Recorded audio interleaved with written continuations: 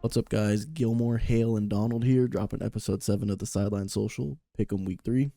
Last week was rough for us all, with upsets like Cowboys, Saints, and Vikings 49ers, but hopefully we all bounce back. Let us know in the comments who you guys got winning this week. Hope you enjoyed the video, and we'll be seeing you real soon. All right, baby. Pick 'em week 3 is upon us, boys. I am 25-7. Donald is 6-8, and Hale is 17-15. Gotta start putting money on my pick'em line. It's all right, baby. It's all right. The season ain't over, know what I'm saying? Start off. in Denver. Yeah, Denver season is looking a little rough. So we're going to start off with the Thursday night game, Jets-Patriots. Kind of common sense here. It's kind of hard to take Aaron Rodgers as the underdog. So we have, all three of us have the Jets beating the Patriots. Moving on to Browns-Giants. I don't see the Giants winning a game this year. And my stance on that will not change. I think we all can agree that Danny Dimes looks like dog shit. It's not it. Once they put Drew Lock in, that's going to change. He's got potential. He's going to bring that franchise back to the promised land. There won't be no check down issues. Trust. All right, baby. Ball is going downfield. Moving on to the Bears and the Colts. I have the Bears winning. Hale has the Bears winning, but Donald thinks Anthony Richardson and the Colts are going to get it done. Yeah, with that one, it's Caleb Williams statistically has been the second worst quarterback in the league to start the year, behind only Bryce Young, who we saw hit the pine this week. And I don't trust them to win that game. Their offensive line's abysmal, and that's the reason Caleb's struggling. So I'm going to take the Colts. Me and Hale feel pretty strongly about Anthony Richardson being ass. I think we can both agree on that. Why we have the Bears beating the Colts. Just not big Anthony Richardson fans. He's a fucking amazing specimen. How big he is, how fast he can run, how far he can throw. But other than that, I don't think he moves the needle as a QB. But moving on to Texans-Vikings, we all have the Texans winning. Obviously, C.J. Stroud and that team look like a well-oiled machine. They did cut it close against the Bears last week, but we think that with Justin Jefferson being more of a game-time decision, the Texans look to get that dub. I'm a lone wolf here. I got Eagles-Saints, and I got the Eagles beating the Saints. These two fellas to my left have the Saints winning. I just feel like it's very hard to go against Jalen Hurts in that team. Like, yes, they lost against a guy who hadn't won a Monday Night Football game ever in his career, and Kirk Cousins, but A.J. Brown will be back against the Saints. I feel like they're, like they said in previous losses, they're a player-led team. I think at some point they have to realize that either that shit has to mean something or we're just going to keep saying it and losing. I think they're going to come with a little bit of a vengeance. So that's why I pick Eagles beating the Saints. It's a tough one. Saints at home. That is true. That is true. They do got that who dat chant, and it is kind of scary. Moving on to Steelers-Chargers. Me and Hale got the Steelers, you know what I'm saying? Justin Fields revitalizing his career, but Donald thinks the Chargers got that dub. Why you pick that, Donald? I love this new look Chargers team. I love what Harbaugh's doing with it. You know, he's putting on the ball on the ground, run heavy team, and playing as close to mistake-free football as they can, and that defense looks solid. And I like their chances there. I think this is a new Chargers team. Should be a wild card team because of the Chiefs might win every game, but that's fair. They're going to be a solid team this year. I'd be more of a believer if they had receivers. Like, I know they went out and got guys. I know they drafted like Ladd McConkey and Quentin Johnston, got 2 touchdowns last week. But I just, I feel like he had a pretty good safety net in Keenan Allen and, Mike Williams and Everett, their tight end last year. But now it's just a whole different ballpark with a whole bunch of guys who don't just have, who don't have the experience of playing with Justin Herbert for that long. So I'm just not a big believer in the offense. I know they're 2-0, but I mean, you can nitpick certain games. Maybe defense or special teams played better than, the offense necessarily did. But I respect it. It's kind of hard to shy away from a team that's 2-0.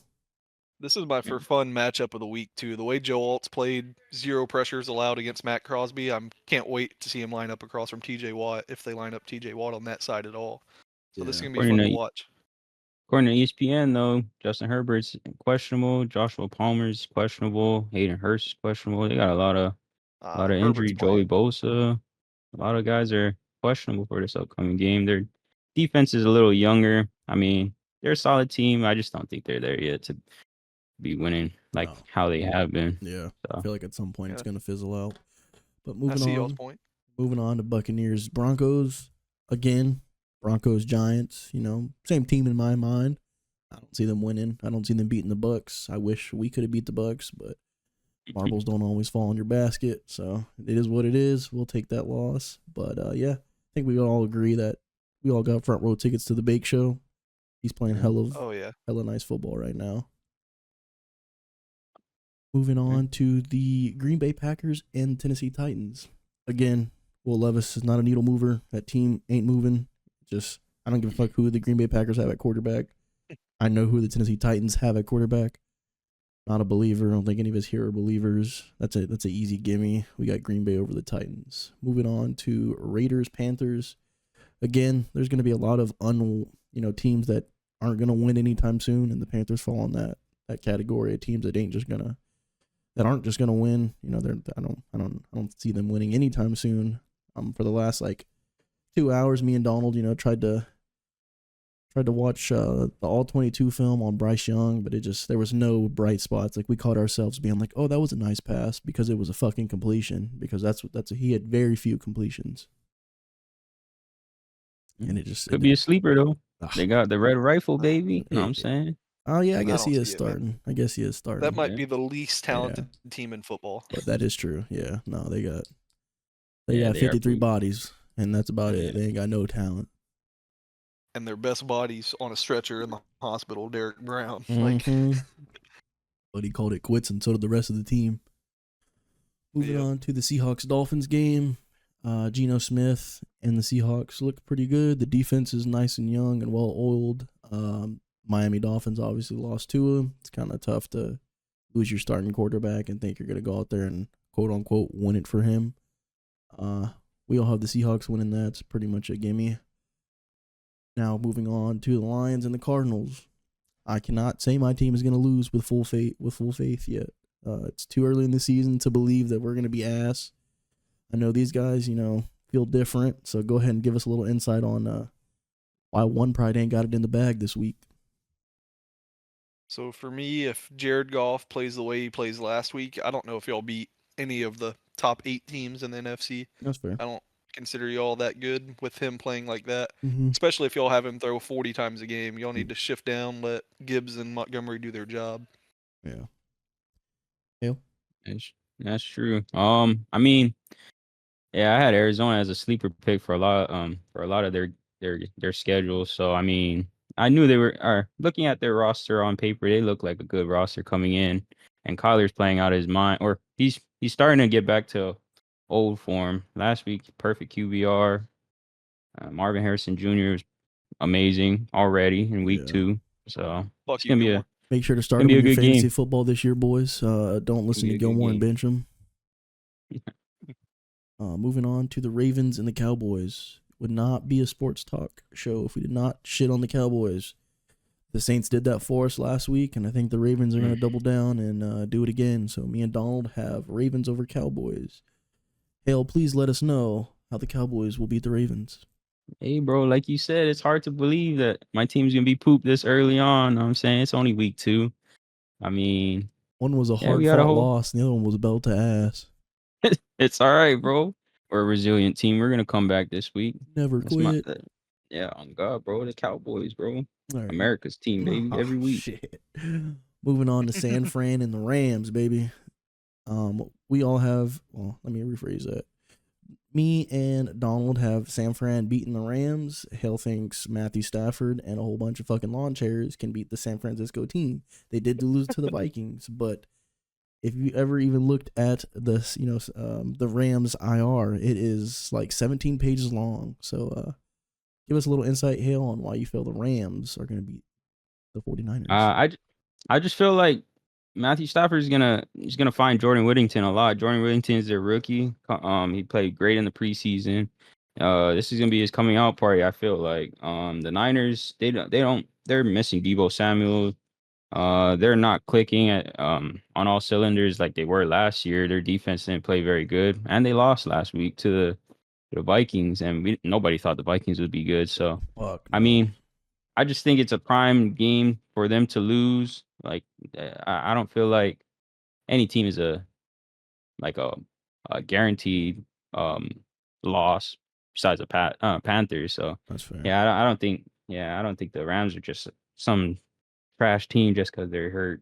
But yeah, just watch for Jordan Whittington, Blake Corum, all of them, Matthew Stafford, Super Bowl winning quarterback. You know what I'm saying? Gonna make something They're shake. gonna be yeah.